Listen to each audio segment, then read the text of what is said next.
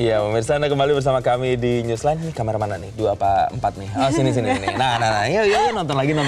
Karena kita akan kasih informasi yang lebih fresh lagi. Kenapa? Ini soal artis-artis nih, Jessica. Masih tentang pemilu 2024, Betul. tapi kali ini kita akan membahas caleg artis. Kira-kira ada artis kesukaan teman-teman netizen Metro TV yang mencalonkan diri untuk ke Senayan? Betul, kalau saya banyak ya. Ada penyanyi kesukaan saya, ada Siapa pemain itu? sinetron. Boleh tahu nggak? Oh, nggak boleh tahu, itu rahasia dong. Terus ada juga yang kita sering nonton di podcast gitu. Ternyata mereka, banyak yang nyalek juga ya. Dan memang kalau kita lihat yang pemilu tahun ini ya, kontestasi tahun ini, ini hujan artisnya banyak banget ya. Banyak banget sih. Iya kan? Tapi pertanyaannya itu tadi, Jess, sebelum kita tadi jeda ya, mereka tuh pada punya kesempatan besar nggak sih untuk melaju ke Senayan ya? Tidak ya? Karena memang persyaratannya kan banyak ya, nggak cuma suara yang mereka dapatkan aja, tapi ada persyaratan lain yaitu parliamentary threshold-nya. Harus berapa persen, Jess? 4%. Untuk tahun 2024 ya, pemilu 2024 ini 4%. Betul, harus 4%. Jadi kalau berdasarkan hitungan real count-nya ini mereka tidak mencukupi dari parliamentary threshold yang sebesar 4% ini,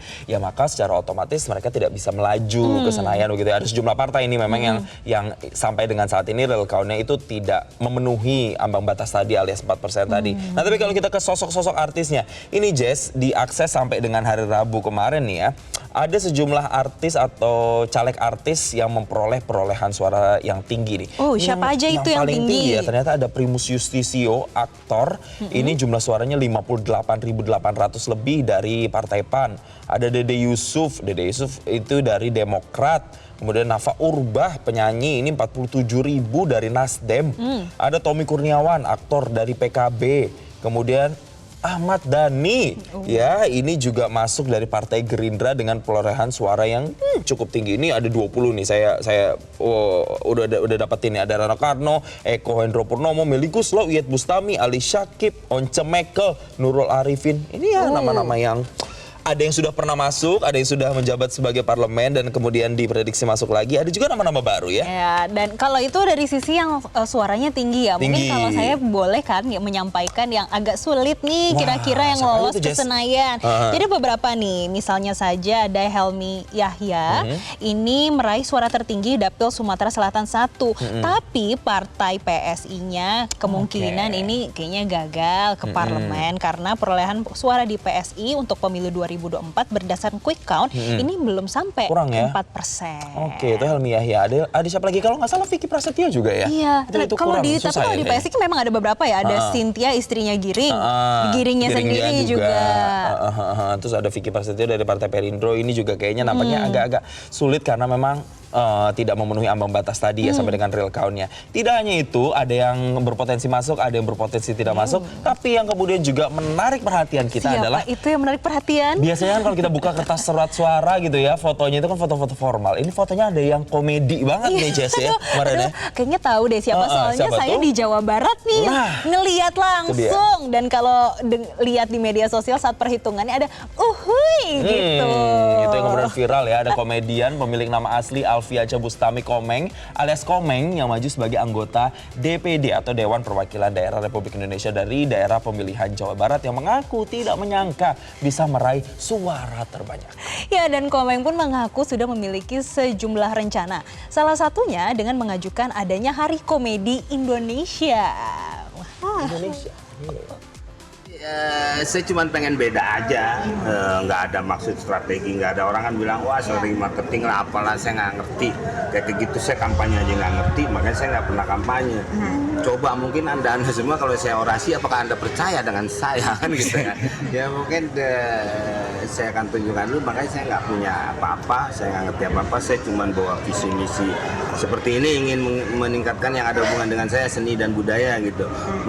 Saya tuh sebenarnya tujuannya, saya pengen hari komedi itu ada. Awalnya tuh dari itu. Hari musik ada, hari film ada. Sampai tetangga saya hari Sabarno, hari Mukti ada. Saya mengajukan itu dengan teman-teman dari Paski Persatuan Seni Komedi. Jawa Barat yang pernah jadi ketua juga? Ya, saya dari Jawa Barat dan Jarwo sekarang ketua umumnya nasional. Nasional penasi uduk saya nggak tahu Jarwo. Nah, itu pernah mengajukan ke DPR, ya diterima sama DPR. Tapi tetap dia tidak bisa menentukan, harus eksekutif. Awalnya cuma dari itu sebenarnya.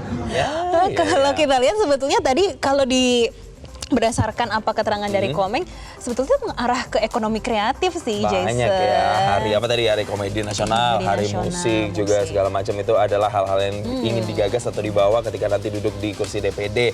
Tapi yang kemudian jadi pertanyaan saya juga gini loh, kalau ditanya wartawan Bang Komeng, ya jangan polos-polos amat lah, masa dibilang saya nggak tahu apa-apa, saya nggak ngerti kampanyenya.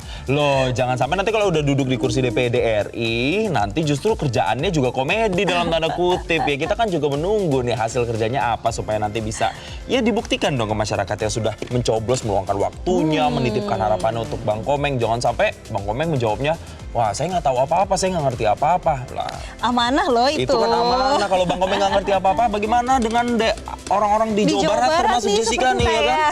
Yang menitipkan harapannya sama Bang Komeng. Tapi ya. kalau ngelihat komentar-komentar waktu hari H pencoblosan itu, Jason, itu Ya. beberapa ada yang memberikan komentar kayak Gimana tuh? untuk Senayan yang lebih santuy. Oh gitu, jadi diharapkan dengan adanya Bang Komeng di sana, ya ini bisa mencairkan suasana begitu di sana ya. Tapi yang pasti adalah mencairkan suasana boleh, tapi kerja nyata itu juga yang harus Harus kita tunggu amanah, ya. jabatan itu adalah amanah. Betul, berbicara soal komentar-komentar ini ada komentar dari @kazepskian, tapi saya emang skeptis dan dengan artis yang nyalek ini.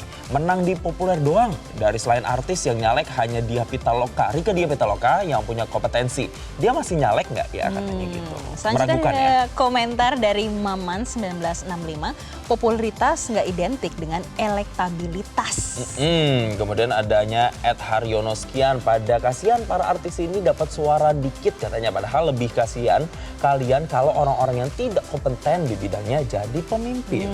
Dan selanjutnya masih komentar dari Instagram, Curat Coret. Saya nggak tergiur sama caleg artis. Sejak 2014 pertama kali nyoblos, belum pernah nyoblos artis. Oke, ada juga @terselotip, gue kalau milih caleg artis juga ngelihat track recordnya. Itu Jadi pasti dia ya. melihat kinerja sebelumnya seperti apa dan mungkin dia akan menakar. Selanjutnya kira-kira bisa dipercaya nggak ya kalau Yes. mewakili daerahnya? Betul. Nah, kita juga memblast polling ya, benar nih berkaitan dengan pertanyaan Jessica tadi ya. Menurut kamu nih, menurut Anda bagaimana ya kinerja artis di DPR? Coba kita lihat nih. Kita lihat yang pertama, bisa salurkan aspirasi rakyat. Wah, itu yang memilih kalau nggak salah hanya sekitar 4% ya. Wah, kecil sekali ya, banyak yang masih meragukan begitu. Kemudian kedua, ini sebagai pemanis saja. Wah, kalau kita lihat Paling grafiknya, tinggi, bisa banget ya. sampai 70% nih yang Iya. pollnya. Dan yang ketiga, kita lihat nanti. We'll see, itu juga nggak terlalu banyak ya. Artinya memang mungkin dari polling yang kita blast, orang-orang yang mengikuti polling ini masih meragukan kinerjanya para artis ini. Ya kita tidak boleh stereotip, ada juga kok artis-artis yang memang punya dedikasi Kompetensi dan juga ya, kompetensi dan bisa begitu ya. mewakili daerahnya. Betul, tapi ini memang menjadi sebuah cambukan ya tentunya untuk para artis yang memang nantinya terpilih atau berpotensi maju ke Senayan untuk kemudian bisa membuktikan ke masyarakat kalau memang benar-benar suara yang disalurkan ini benar-benar amanah dan dapat diwujudkan dalam bentuk kerja nyata dan pelayanan kepada masyarakat. Tentunya kalau sudah kita coblos dan kita percayakan, semoga betul-betul amanah ya. Betul dong. Nah, berbicara soal amanah, tentunya Newsline masih amanah dengan sejumlah informasi berikutnya yang akan kami hadirkan usai jeda berikut ini. Apa informasinya? Tetaplah bersama kami. Jelajahi cara baru mendapatkan informasi. Download Metro TV Extend sekarang.